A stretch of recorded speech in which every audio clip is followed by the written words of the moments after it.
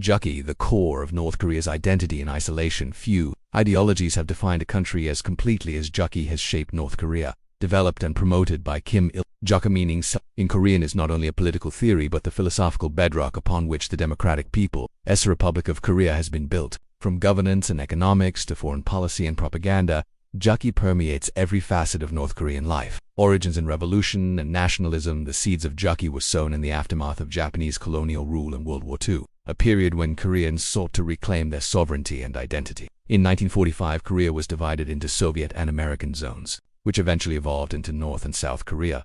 As Kim Il-sung rose to power in the Soviet-backed North, he began distancing the new regime from foreign ideological dependence. In 1955, Kim delivered a now famous speech on eliminating dogmatism and formalism and establishing Juche ideological work, marking the official beginning of Juche thought. Initially, Juche was framed as a localized adaptation of Marxist-Leninist ideology, but over time, it grew into an independent philosophy with unique, nationalistic features. The three pillars of Juche at its core. Juche is founded on three interrelated principles. North Korea must determine its own path without submitting to foreign influence, whether political, ideological, or military. This has justified authoritarian control, one-party rule, and the supreme status of the Kim family. Juche insists that the DPRK develop its economy using its own resources. This led to state ownership of all production, closed economic policies, and attempts to create self-Chawi. The belief that the nation must be strong enough to defend itself against external threats has shaped North Korea's vast military spending and development of nuclear weapons,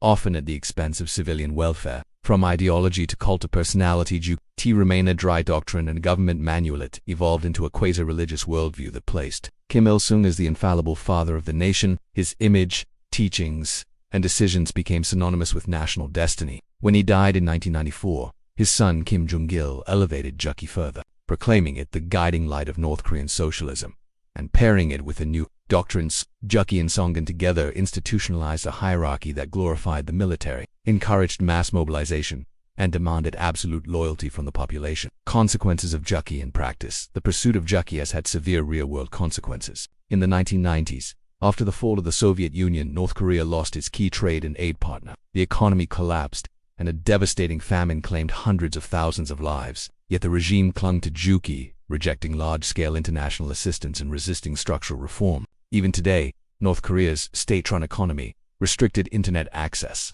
and limited foreign diplomacy are all reflections of Juche in action. Modern relevance. Under Kim Jong-un, Juche has been rebranded but not replaced. It remains the ideological justification for nuclear testing, international defiance, and internal repression. The regime continues to present Juche as proof of North Korean resilience in the face of global sanctions, isolation, and external pressure. Domestically, schoolchildren learn Juche from a young age. State media references it constantly, and public monuments across the country such as the towering Juche Tower in Pyongyang reinforce its symbolism. A nation defined by an idea. Juche is more than a theory. It is the narrative through which North Korea sees itself and explains the world. While critics view it as a tool for dictatorship and control, supporters inside the DPRK view it as a source of pride and independence. Whether one sees it as delusion or doctrine, Juche remains central to understanding North Korea's past, present, and future.